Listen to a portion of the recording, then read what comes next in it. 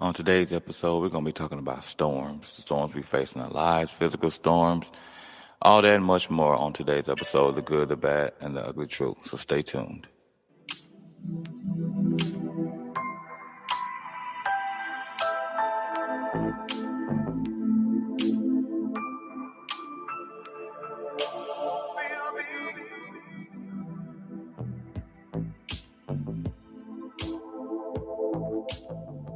All right, y'all. I'd like to welcome y'all to another episode of The Good, The Bad, and The Ugly Truth. I'm your host, Good.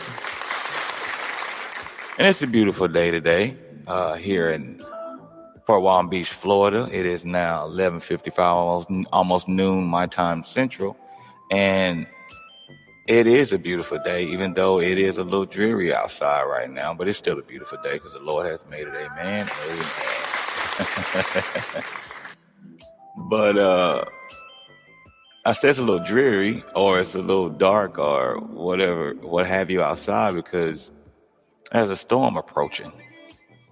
There's a storm brewing. And for those of y'all that like to watch the news, I don't, but I have been paying attention to it here for the past couple of days because there's a storm coming this way. And for those of y'all that live in Florida or anywhere on the East Coast, pretty much southeast, in the Gulf Coast area, y'all know that it's imperative that we pay attention to what's going on as far as the weather during this time of the year for about 6 months, because we know that it is hurricane season for us here in the Gulf Coast and some of the more eastern coast or the eastern states, all the way up to, it can go all the way up to New York, but all up and down the East Coast and in the Gulf Coast, that's, Louisiana, Mississippi, Alabama. That we have this hurricane season for us. So I was out this morning. I got off work and I was out and walked outside and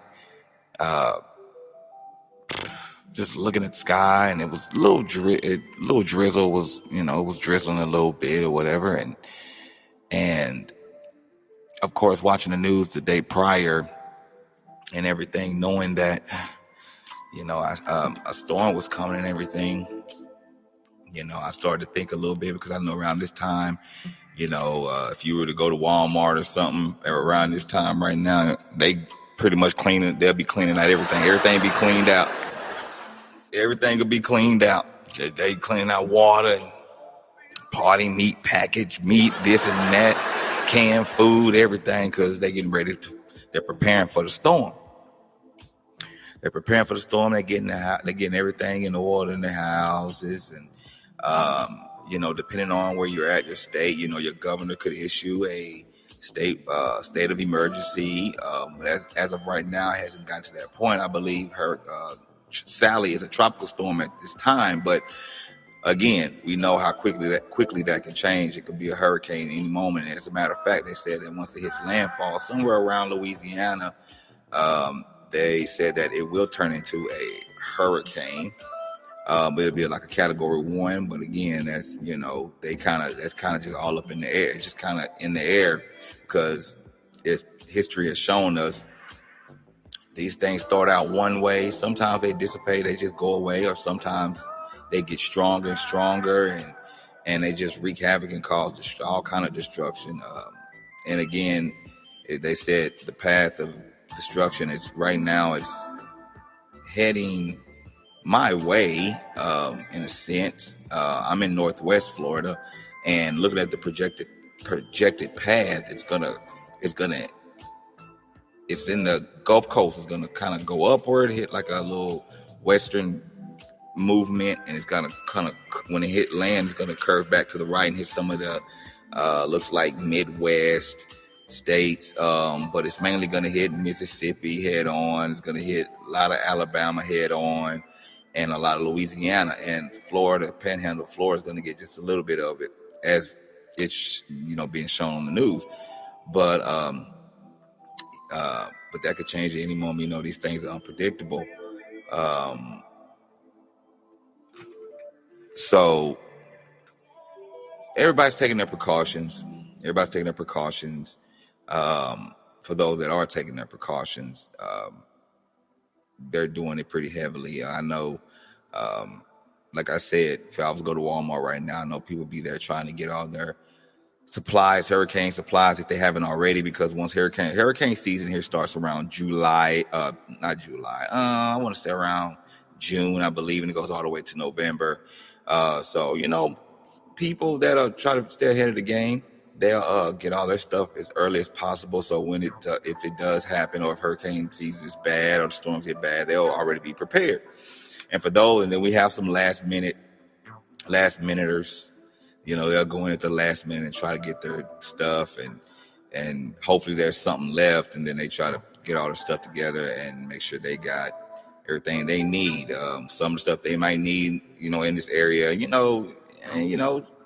food, non-perishable foods, batteries, flashlights, radios, stuff like that. So they'll be ready, have all their stuff together if the storm hits. I know that, I haven't done anything because, like I said, I don't really watch the news. I just picked it up a few days ago and noticed there was a hurricane coming, or a tropical storm coming. But it has been dark and rainy for the past couple of days. But I just thought, hey, it's Florida. It's unpredictable anyway. Where I'm at, it could rain at any moment.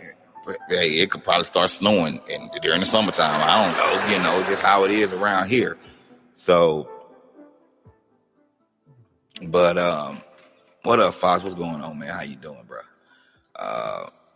But this hurricane, this tropical storm, like I said, could turn into a hurricane any moment, man. We just taking our precautions. Just do what we can do. Again, I'm looking at the past, looking at Louisiana, and it just seemed like Louisiana can't get a break. Oh my goodness. It's just, we just had one recently where it just hit Louisiana. And then, of course, we can all remember the big one they had in 2005. They had Katrina back in 2005, I believe it was.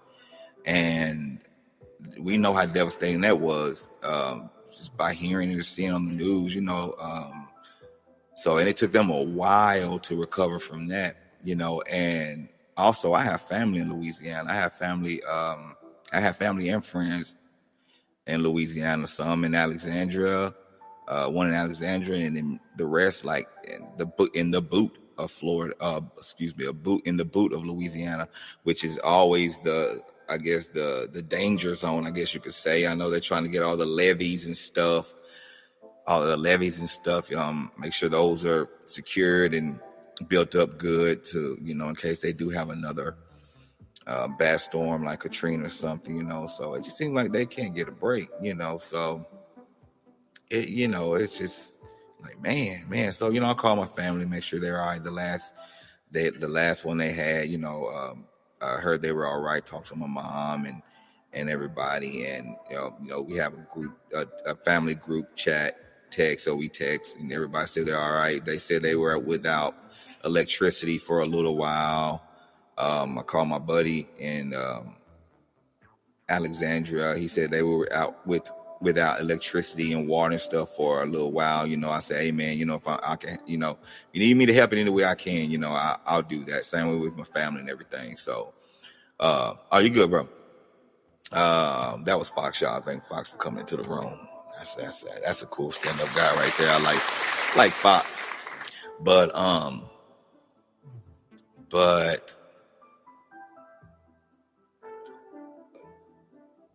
Tropical Storm Sally. Tropicals, that's what they're naming it. They go down the alphabet, and they give it they give names to these hurricanes and storms and everything. So that's the name of this storm, hurricane, tropical storm, tropical. I keep saying hurricane because that's just what it is around here. These tropical storms quickly turn into hurricanes. So it's just what I'm used to. I've been here for 15 years. Yeah, about 15 years. And yeah, it's been a while. And for those of y'all that don't know, I was in the military and I got stationed here where I'm currently at now back in 2004. And I did 4 years and got out and kind of just stuck around here. And since I've been here, I've seen so many storms and hurricanes. I was here for Ivan, I believe it was. Ivan, I was still in, and I was actually on base. And so, and with my job, I was a military police or security forces, what they call in the Air Force. I was in the Air Force.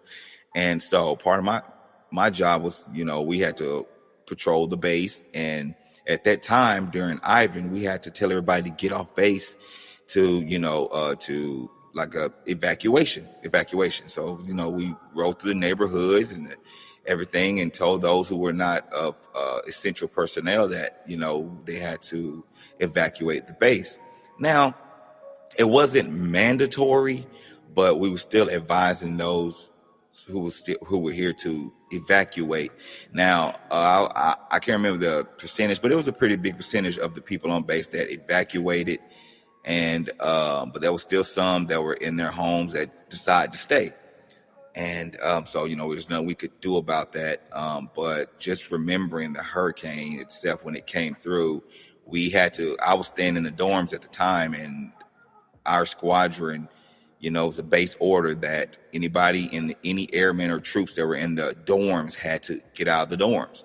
So if you weren't essential personnel, you were to evacuate the base as well. I'm sure the other squadrons and things like that, they probably accommodated them in some other kind of way, probably put them in some other kind of rooms or hotels or off base, or even, gave them some allotted leave time or allowed leave time to leave and go where they needed to go. But as far as security forces, since we were the security on the base and we protected the resources and everything, we had to stay. We still did our 3 shifts and everything. We had to stay. Essential personnel, just like, medical and everything. So the hospital, the medical people, they had to stay and everything. But so I'm on base and I'm patrolling, still doing my shifts, and we had to do light duty. We couldn't patrol like we would because of the heavy rains and everything. So we would patrol a little bit. If the rain let up a little bit, we patrol a little bit. But once it started, we had to get somewhere and just sit. It got so bad one time we had to go to the squadron and park our cars and get out and just hang out in the squadron, which is actually where we stayed for the duration of the hurricane, which lasted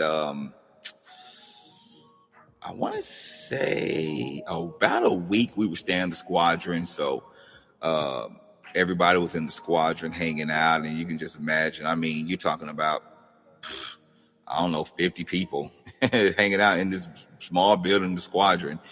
And but we made do. We had fun. We out there grilling and doing all kind of stuff, making soup and a big broth or whatever we was. Man, we were just having fun. It was cool, but in the midst of the hurricane, one night was so bad. We were on the squadron trying to sleep. We got an alarm. One of the sergeants was like, "Hey guys, y'all just stay still, stay low, stay on the ground." We're like, "What's going on?" They came in and said there are 3 tornadoes on base at this time. So, we're just being quiet, being still, and you could actually hear, and we're in a brick building, and you could still hear the wind blowing, beating up upon the building. It was so bad. So, it was, Ivan was pretty rough. And then the next morning, once we go out and we went out and looked at the damage, and they wouldn't allow us to go around the base as much, but we eventually got out, and a little bit at a time, a few people at a time, to go to our dorms to get us some fresh clothing and whatever, our homes. And just looking at the damage on base, it was horrible. And then some of us I got to go off base, and I got to go off base and come into Fort Walton and come into the city to see it. And it was a wreck. Walmart, the people were lined up at Walmart. Walmart got messed up, trying to get their water, their supplies. The whole city half the city was without power and water.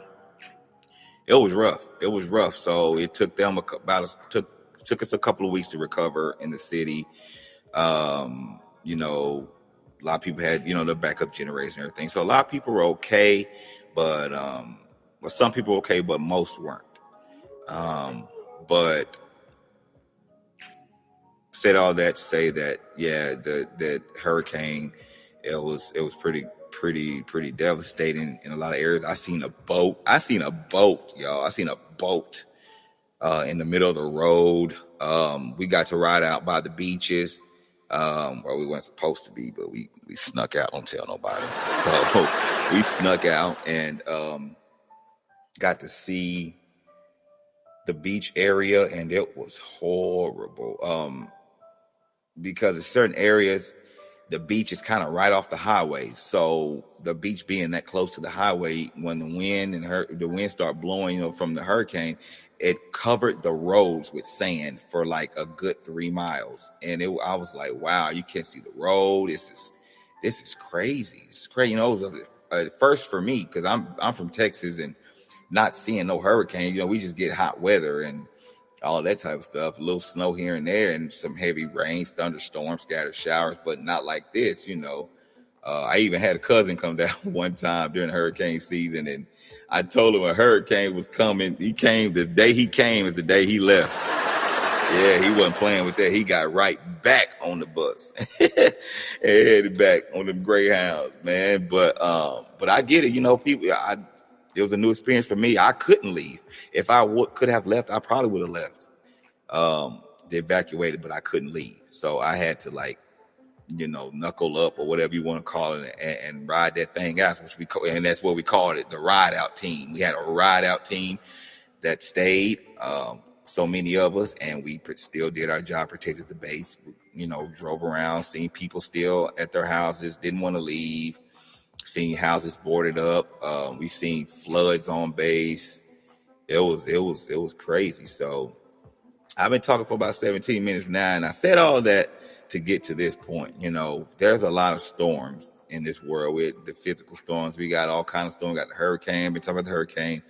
We got tornadoes. We got hailstorms in certain areas. You got blizzards in certain northern areas. And how you doing, Mother Rebecca? Thanks for coming to the room. We got hailstorms and tornadoes, hurricanes. Right now in California, they're having a bad wildfire right now. California out west is known for wildfires, and talked to a couple people out there, and they are experiencing 120, 130 degree weather. Now, I haven't seen weather like that since I was deployed to Iraq, and it was 120 degrees, 30 degrees in the shade, and that's in the shade. So I know a little bit about some heat, and then again, like I told you, I'm from Texas, but that weather over there was just something serious. But we have all these storms in our lives, these physical storms that we go through. And then, like I said in the beginning, we take precautions and prepare for them. And so as I'm walking this morning just looking and getting some fresh air, I'm thinking about these things, the storms coming, how we prepare for them, looking at people go to and fro. But I'm also thinking about the spiritual storms.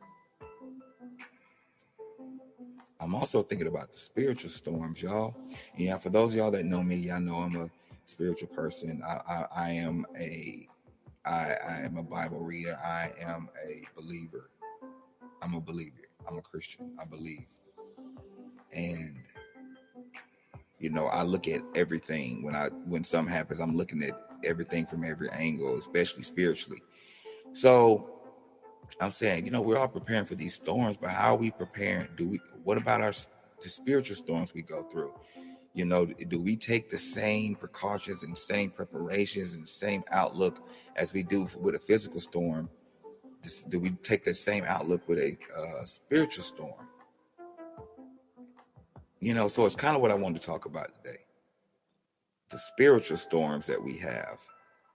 Again, like I said, we have all kinds of storms, physical storms that we see every day. Every area is something different, but we have them all. But we also have a lot of spiritual storms that are just as important, or more important. They are more important than the physical things that we go through, because the spiritual is what we, in the end, is what's going to be with us longer. These storms, they come and go. They come and go. They don't last long. But our spiritual storms, those are something that could last for a lifetime if we don't weather them, if we don't take the proper precautions or prepare for them or know how to deal with them when they come up on us. So that's kind of what I want to deal with today. So first of all, let's just say why, we have all these storms. And I guess a question that someone would ask is, and let me say this before I get into it. I'm talking to talking to everyone who wants to come in and listen, who's listening to this at this time. But I'm talking to right now, I want to talk specifically to those who have given their lives over to Christ, who has chosen to believe in God, who has chosen that path. I'm talking to them at this moment. But again, this can apply to you. It can apply to anyone. So I am talking to them. But a question can be asked by anyone. Why storms? Why do we have storms, physical or spiritual? You can look at it as, again, if you believe in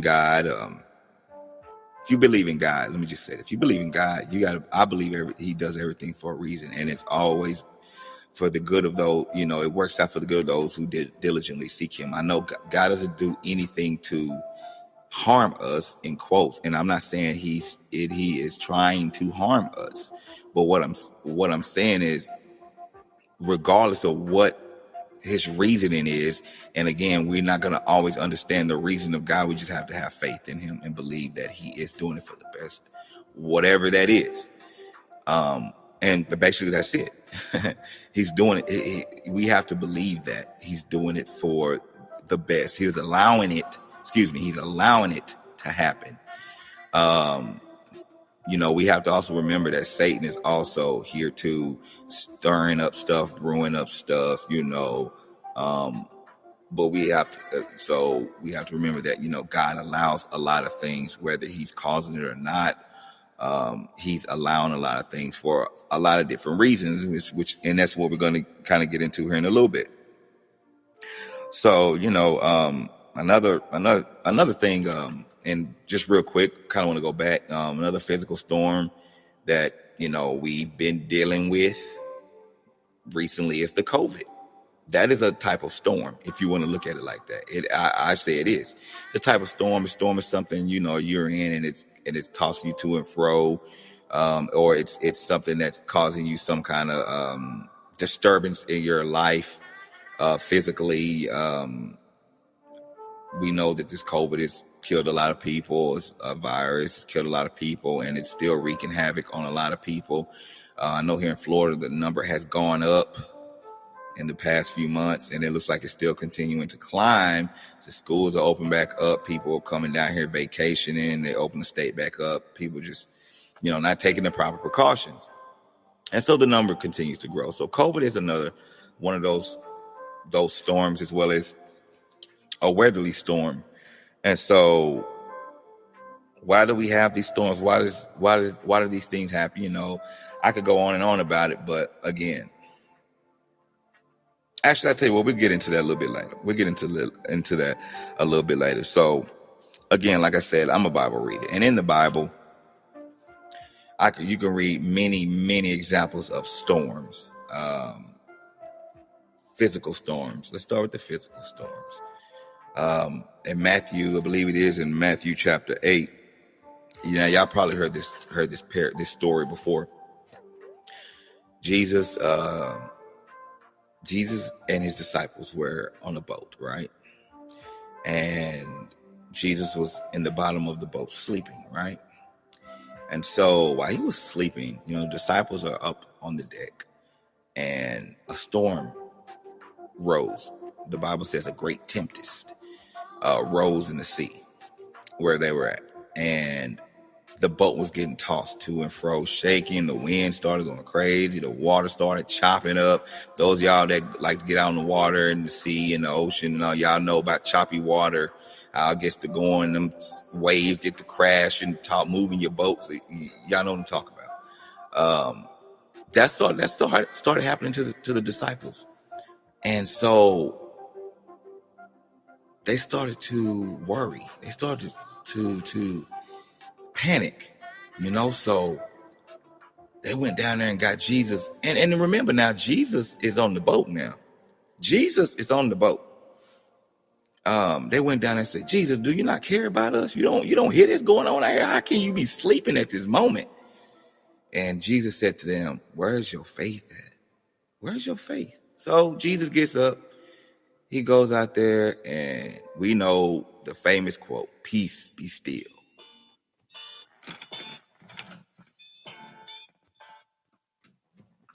So we know the famous, I'm sorry about that, excuse me. I had a phone call.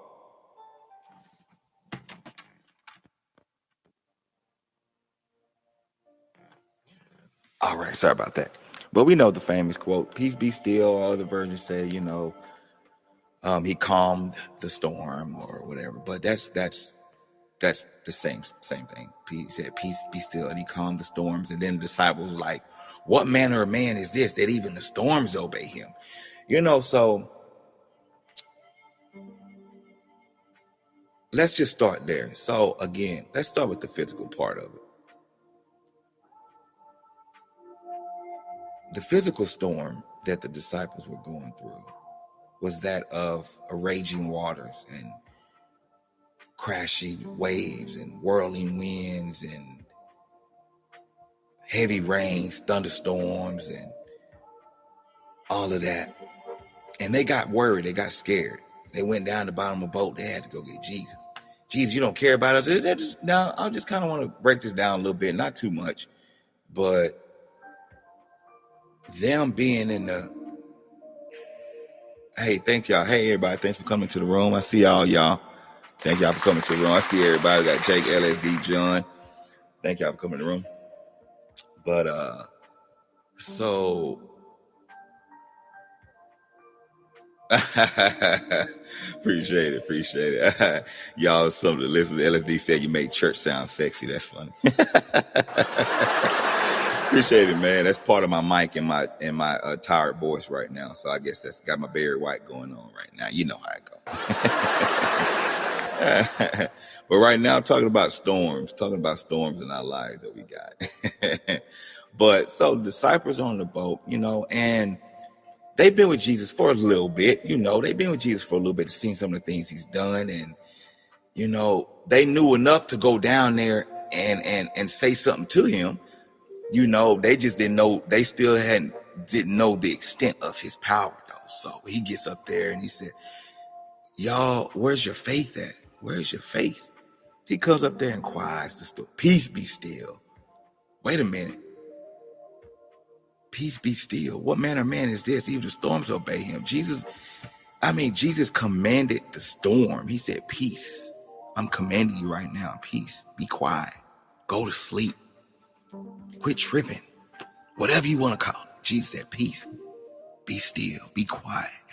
They said, wow, this is powerful. So that's the physical storm they was going through. Now, on the flip side of that, also, again, like I said, we have spiritual storms we go through as well. I want to kind of look at the spiritual storm that the disciples were going through at that time. The storm started raging. They said, oh, man, what's going on? That's fear. That's timidity. That's worry. They started worrying in fear. They was in a spiritual and a physical storm at that same moment. Now that storm passed. When Jesus calmed the storm, that storm went away. But that fear of worry and doubt and faithlessness was something that they would continue to deal with as you would read your Bible to see that was something they would continue to deal with throughout the Bible, even though Jesus was there. And it got me. The very first thing it said, Jesus was in the bottom of the boat sleeping. And if you go before that, you will see that they got on the boat and it said Jesus came with them. And then all this happened. And they still was like, oh, Jesus, wait a minute. Something ain't right. Can you come down here and do something? You don't care about us? Like, whoa, wait a minute. Where's your faith at? Man. Okay, just moving along. There's another story in the same book, but in chapter 14, where Jesus walks on water. Now, we probably heard that story too. The disciples on another boat, they out there again on the water. Jesus told them, I'm going to go over here. Y'all meet me over here. So, they're sitting out there in the water waiting on Jesus.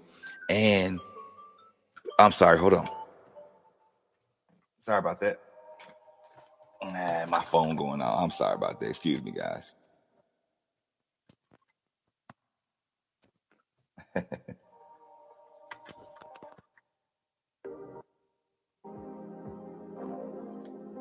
All right, sorry about that.